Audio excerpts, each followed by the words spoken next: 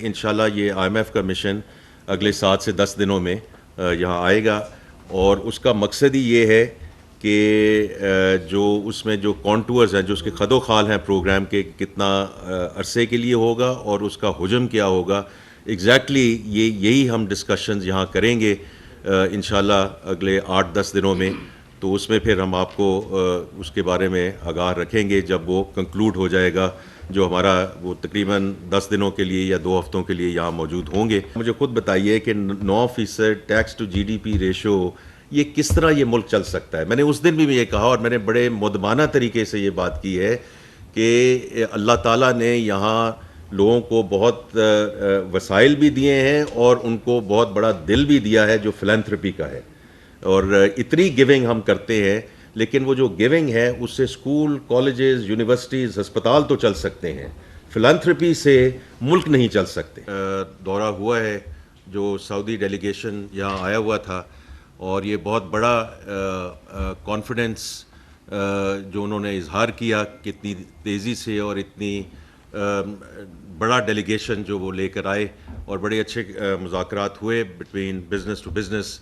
لیکن یہ دیکھیں، اس کا ایک پس منظر ہے کہ پچھلے 10 مہینے سے جو ہمارے معاشی اہداف ہیں وہ سب صحیح سمت میں جا رہے ہیں. جو تجارتی خسارہ ہے وہ اب بالکل قابو میں ہے. It will be less than $1 billion for the entire fiscal year. Agriculture G D P ماشاءاللہ ہماری گرو کر رہی ہے 5% پہ on the back of bumper crops. اس کے علاوہ جو ہمارا فارن ایکسچینج ریزرو ہے وہ آپ کو پتہ ہے کہ 15 دنوں کے امپورٹ کور پہ جا چکا تھا، جو اب 9 بلین سے ایکسیڈ کر چکا ہے، اور now we are close to 2 months of import cover. Currency الحمدللہ اسٹیبل ہے. انفلیشن جو 38% پہ تھی وہ اب 17% پہ آ چکی ہے اور بتدریج کم ہو رہی ہے. تو یہ سارے وہ چیزیں ہیں جس کی وجہ سے ملک میں استحکام آ رہا ہے، معاشی استحکام آ رہا ہے، اور کانفیڈنس بڑھ رہا ہے. میں نے سعودی ڈیلیگیشن کی بات کی، لیکن کچھ سرمایہ کار امریکہ اور یورپ سے بھی پچھلے 2 دنوں سے میں ان کے ساتھ ملاقات میں ہوں، اور سو ملک جو ہے اللہ کا شکر ہے کہ صحیح سمت میں بڑھ رہا ہے. آپ کو آلریڈی علم ہے کہ آئی ایم ایف والی ٹیم جو ہے وہ بھی انشاءاللہ اس مہینے آئے گی، تاکہ ہم ایک بڑا اور لمبا پروگرام ان کے ساتھ کریں جس میں اسٹرکچرل ریفارمز جو ہیں وہ بڑی امپورٹنٹ ہوں گی. ایک تو یہ میکرو اکنامک اسٹیبلٹی جو ہے اس کو ہم انشاءاللہ پرماننس کی طرف لے کے جائیں گے، اور دوسرا یہ ہے کہ جو اسٹرکچرل ریفارمز ہیں جس میں ہم نے ٹیکس کو بڑھاوا دینا ہے. Tax to G D P میں بار بار بات کرتا ہوں، 9% جو ہے وہ سسٹینیبل نہیں ہے، تو اس کو ہم نے 13 سے 14% کی طرف لے کے جانا ہے. انرجی کی جو ریفارمز ہیں، جو پاور منسٹر صاحب اور پیٹرولیم منسٹر اس کو آگے لے کے بڑھ رہے ہیں، اور جو اسٹیٹ اونڈ انٹرپرائزز ہیں ان کے جو خسارے ہیں ان کو کم کرنا ہے اور اس کو پرائیویٹائزیشن کی طرف لے کے جانا ہے. تو دیکھیں یہ تو سارے وہ اقدام ہیں جو ہم نے ریونیو بلڈنگ میجرز کی طرف کرنے ہیں. پھر ہم نے اپنے اخراجات کو جو ہے اس کو کم کرنا ہے. اب اس کے کئی طریقے ہیں. ایک تو یہ ہے کہ ہم پبلک پرائیویٹ پارٹنرشپ کی طرف جائیں. میں ہمیشہ حکومت سندھ کی تعریف کرتا ہوں کہ انہوں نے اس کو بڑا اچھا ماڈل استعمال کیا ہے. اس کو فیڈریشن میں بھی استعمال ہونا چاہیے، اور بھی جو ہیں صوبے اس میں بھی استعمال ہونا چاہیے، تاکہ جو انفراسٹرکچر ہم نے آگے بلڈ کرنا ہے اس کو پرائیویٹ سیکٹر جو ہے وہ اس میں گورنمنٹ جو ہے پالیسی فریم ورک دے اور وہ اس کو آگے لے کے چلے. اب اسی میں ہم اور بھی چیزوں کو دیکھ رہے ہیں کہ دیکھیے یہ جو پینشن ہے سارا سلسلہ، اور آپ کو پتہ ہے کہ یہ کافی بڑی لائبلٹی ہے، پر اس کو ہم نے آگے کیسے لے کر جانا ہے. اور اس میں اس کو 2 نظریوں سے دیکھتا ہوں. ایک تو یہ ہے کہ الحمدللہ جو اللہ تعالیٰ صحت دے اور لمبی عمر دے، تو میں تو یہ کہتا ہوں age is now just a number. 60 is the new 40. تو یہ میں جس ادارے کو چھوڑ کر آیا ہوں اس میں بھی ہم نے یہ پچھلے سال ایکچولی پرائیویٹ سیکٹر میں یہ پہلا قدم اٹھایا تھا کہ ریٹائرمنٹ ایج جو ہے ہم نے 60 سے 65 سال کر دی تھی، because those are your most productive years. اور اسپیشلی جو آپ کا ایکسپیرینس ہے اس کا تو پورا نچوڑ جو ہے وہ یہ آپ استعمال کر سکتے ہیں بائی ایکسٹینڈنگ دا ٹرم. اور دوسرا یہ ہے کہ اوبیسلی جو پینشن کا بوجھ ہے اس کو اس طریقے سے by changing the service structures over a period of time. یہ کوئی ایک چیز نہیں ہے کہ ایک دم آپ کو سوئچ آن کر دیں تو یہ ہو جائے گا، لیکن آپ نے اس کو اس طرف اب لے جانا ہمیں پڑے گا، تاکہ یہ جو پینشن کے خاص طور پہ جو خرچہ ہے یہ آہستہ آہستہ یہ ہمارے قابو میں آئے. تو یہ میں کچھ باتیں کرنا چاہتا تھا تاکہ آپ کو تھوڑا سا آئیڈیا ہو کہ اس وقت ہماری ترجیحات کیا ہیں. تو مشتاق صاحب دیکھیے یہ چیزیں ایک دوسرے کے ساتھ منسلک ہیں, کیونکہ یہ شروع ہوا جو یہ میکرو اکنامک اسٹیبلٹی کا جو اس وقت فیز ہے ہمارے پاس, تو وہ شروع ہوا جب پرائم منسٹر نے 9 month اسٹینڈ بائی اگریمنٹ کو ہی took it through the finishing line. کیونکہ یہ بہت امپورٹنٹ ہے یہ بات سمجھنا کہ جب آئی ایم ایف سے آپ بات کر رہے ہوتے ہیں تو دیر از نو پلان بی, اسی لیے اس کو لینڈر آف لاسٹ ریزورٹ کہا جاتا ہے. تو یہ بہت ضروری تھا کہ انہوں نے اس کو آگے as I said took it through the finishing line, لیکن اس سے بھی زیادہ ضروری یہ تھا کہ اس کو سکسیزفلی کنکلوڈ کیا جائے. بیکاز وہ جو بات ہوتی ہے کہ ہمارا بجٹ ڈیفیسٹ ہے, ہمارا کرنٹ اکاؤنٹ ڈیفیسٹ ہے, اور تیسری چیز اس میں ٹرسٹ ڈیفیسٹ کی آ رہی تھی. تو یہ جو ہمارا پروگرام سکسیزفلی کنکلوڈ ہوا الحمدللہ, جس کے 29 اپریل کو ہمیں یہ $1.1 بلین کی آخری جو ہے قسط ملی, اب اس کو ہی ہم نے آگے لے کر جانا ہے. اب آگے جو لے کر جانا ہے, کیونکہ عام طور پہ یہ پروگرام یہی ہوتا ہے کہ جی آپ 24ویں پروگرام میں جا رہے ہیں. اب یہ 24ویں پروگرام میں اس لیے آپ کو بات کر رہا ہوں کہ اس وقت کی بات نہیں ہے, ہمیں آگے کے بارے میں سوچنا ہے. اگلے 1 سال میں ہمیں کیا کرنا ہے, اگلے 2 سال میں کیا کرنا ہے, اگلے 3 سال میں کیوں کرنا ہے. کیونکہ یہ ہم ابھی سے ایگزیکیوشن اس کی شروع کریں گے تو انشاءاللہ we will not go into the next I M F program. اس میں ایکسپورٹ لیڈ گروتھ ہے, اس میں جو فورن ڈائریکٹ انویسٹمنٹ ہے جس کے لیے سارے انویسٹرز آئے ہوئے تھے, اور تیسری چیز یہ ہے کہ ہم نے واپس کیپٹل مارکیٹس میں جانا ہے, کمرشل بورنگ میں جانا ہے, تاکہ we do not run out of dollars جب ہماری گروتھ ہوتی ہے. تو یہ وہ ساری چیزیں ہیں جی کہ جو ہمیں اس وقت کرنی ہے, اور باقی جو کچھ ہم کر رہے ہیں یہ سب کی مشاورت سے کر رہے ہیں. میں بار بار یہ کہتا ہوں, ہم آئی ایم ایف کی طرف بات کرتے ہیں, ان میں سے کون سی ایسی چیز ہے جو پاکستان کے اپنے جو ہمارے اپنے بینیفٹ یا فائدے کے لیے نہیں ہے. تو میں اس کو کہتا ہی یہ ہوں کہ یہ پاکستان کا پروگرام ہے جو supported, helped, assisted and funded by I M F, اور اس امبریلا میں ہم اس کو آگے لے کے جائیں گے. تو دیکھیں دو آپ کے سوال ہیں. پہلے کو ذرا مینیج ذرا کر لیں کہ پہلا جو مہینہ تھا ریٹیلر رجسٹریشن کا یہ تھا والنٹری. ٹھیک ہے, والنٹری یہاں کام بڑا کم ہوتا ہے.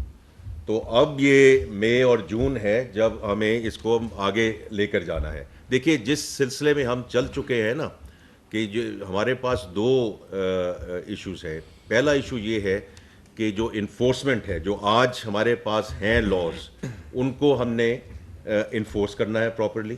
اور دوسرا جو ہے, اور اس میں یہ پوائنٹ آف سیل مشینوں کا ہے, ٹریک اینڈ ٹریس کا ہے. ٹریک اینڈ ٹریس پہ بھی میں ایک مفصل آپ سے گفتگو کروں گا کہ جہاں فنکشنالٹی اویلیبل ہے, جہاں امپلیمنٹیشن نہیں ہوتی ہے, تو اس کی وجہ سے جو ہمیں محصولات میں اضافہ ہونا تھا وہ پچھلے 3-3.5 سال میں ہم نہیں کر سکے. تو لیکن اس کو ٹھیک کرنا ہے کہ نہیں کرنا, right. I think that is the important thing that we have to understand کہ ہمارے پاس اب چارہ نہیں ہے.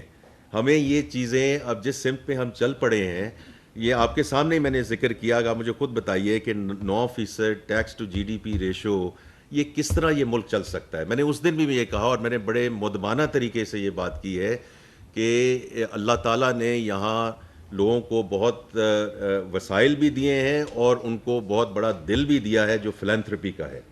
اور اتنی گیونگ ہم کرتے ہیں, لیکن وہ جو گیونگ ہے اس سے اسکول, کالجز, یونیورسٹیز, ہسپتال تو چل سکتے ہیں. فلانتھرپی سے ملک نہیں چل سکتے.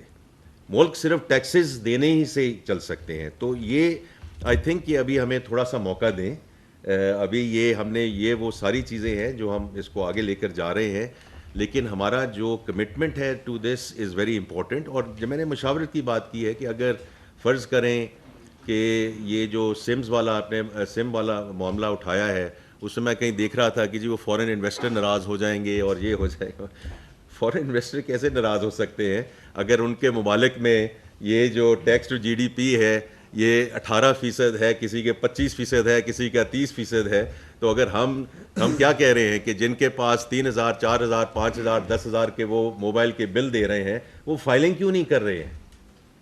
تو یہ وہ ساری چیزیں. اچھا, یہ تو آپ کا یہ ہے کہ دیکھیں اس میں کئی چیزوں پہ ہم آگے بڑھ رہے ہیں اور انشاءاللہ ہم بڑھتے رہیں گے.